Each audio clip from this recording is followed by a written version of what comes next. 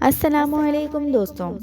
تو آج میں آپ لوگوں کو ایک بہت ہی عبرتناک واقعہ سناؤں گی، تہمت کی سزا۔ ایک مرتبہ کا ذکر ہے کہ مدینہ منورہ کے گرد و نواح میں ایک ڈیرے پر ایک عورت فوت ہو جاتی ہے تو دوسری عورتیں اسے غسل دے رہی ہوتی ہیں۔ غسل دینے والی عورتوں میں سے ایک عورت کا ہاتھ جب اس کی ران پر پہنچتا ہے تو وہ عورت کے زبان سے نکل جاتا ہے کہ میری بہنوں، یہ جو عورت آج مر گئی ہے اس کے تو فلاں آدمی کے ساتھ خراب تعلقات تھے۔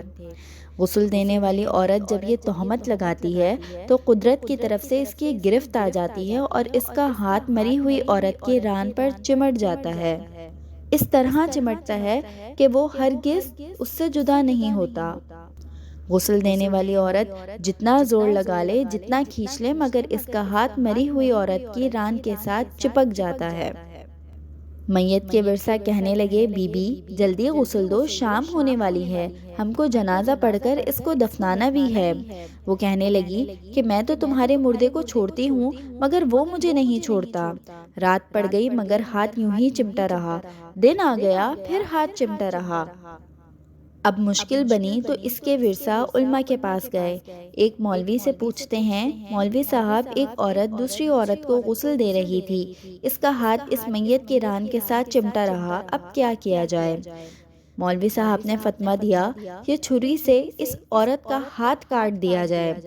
غسل دینے والی عورت کے ورثہ کہنے لگے، ہم تو اپنی عورت کو معذور کرانا نہیں چاہتے، ہم اس کا ہاتھ نہیں کاٹنے دیں گے۔ انہوں نے کہا، فلاں مولوی کے پاس چلیں۔ اس سے پوچھا تو کہنے لگا، چھری لے کر مری ہوئی عورت کا گوشت کاٹ دیا جائے، مگر اس کے ورثہ نے کہا، ہم اپنا مردہ خراب نہیں کرنا چاہتے۔ 3 دن اور 3 راتیں اسی طرح گزر گئے۔ گرمی بھی تھی، دھوپ بھی، بدبو پڑنے لگی، گرد و نواح کے کئی دیہاتوں تک خبر پہنچ گئی۔ انہوں نے سوچا کہ یہاں مسئلہ کوئی حل نہیں کر سکتا، چلو مدینہ منورہ میں۔ وہاں حضرت امام مالک رضی رحمۃ اللہ تعالی عنہ اس وقت قاضی کی حیثیت میں تھے۔ وہ حضرت امام مالک رحمۃ اللہ تعالی عنہ کی خدمت میں حاضر ہو کر کہنے لگے، حضرات، ایک عورت مری پڑی تھی، دوسری اسے غسل دے رہی تھی، اس کا ہاتھ مری ہوئی عورت کے ران سے چمٹ گیا، چھوٹتا ہی نہیں، 3 دن ہو گئے، کیا فتویٰ ہے؟ امام مالک رحمۃ اللہ تعالی عنہ نے فرمایا، وہاں مجھے لے چلو۔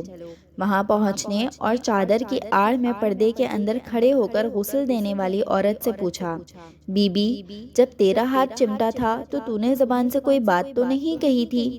وہ کہنے لگی، میں نے اتنا کہا تھا کہ یہ جو عورت مری ہے اس کے فلاں مرد کے ساتھ ناجائز تعلقات تھے۔ امام مالک رحمۃ اللہ تعالی عنہ نے پوچھا، بی بی جو نے تہمت لگائی ہے کہ اس کے 4 چشمدید گواہ تیرے پاس ہیں؟ کہنے لگی، نہیں۔ پھر فرمایا، کیا اس عورت نے خود تیرے سامنے اپنے بارے میں اقرار جرم کیا تھا؟ کہنے لگی، نہیں۔ فرمایا، پھر نے کیوں تہمت لگائی؟ اس نے کہا، میں نے اس لیے کہہ دیا تھا کہ وہ گڑھا اٹھا کر اس کے دروازے سے گزر رہی تھی۔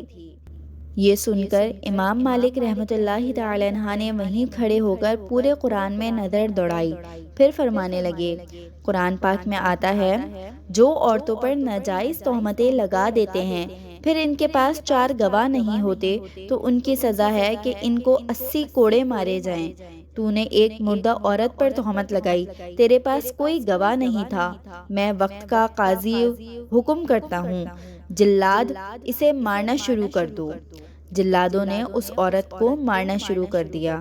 وہ کوڑے مارے جا رہے تھے، 70 کوڑے مارے مگر ہاتھ یوں ہی چمٹا رہا، 75 کوڑے مارے مگر ہاتھ پھر بھی یوں ہی چمٹا رہا، 79 کوڑے مارے تو بھی ہاتھ یوں ہی نہ چھوٹا، اور پھر جب آخرکار 80واں کوڑا لگا تو اس کا ہاتھ خود بخود چھوٹ کر جدا ہو گیا۔ تو دیکھا دوستوں، تہمت لگانے کی کتنی بڑی سزا ہے ہمارے اسلام میں، اور آج کل ہم جو دل چاہتا ہے، جس کا دل چاہتا ہے، اپنی مرضی سے سامنے والے پر تہمت لگا دیتے ہیں۔ اگر آپ کو اس تہمت کی سزا معلوم ہو جائے تو ہم اپنی زبان سے کسی سامنے والے کے لیے غلط الفاظ نکالنے سے پہلے بھی 10 بار سوچیں۔ اسی کے ساتھ ہماری آج کی ویڈیو کا اختتام ہوتا ہے۔ اگر آپ کو ہماری ویڈیوز پسند آتی ہیں تو لائک، شیئر اینڈ سبسکرائب کر دیں۔ اللہ حافظ۔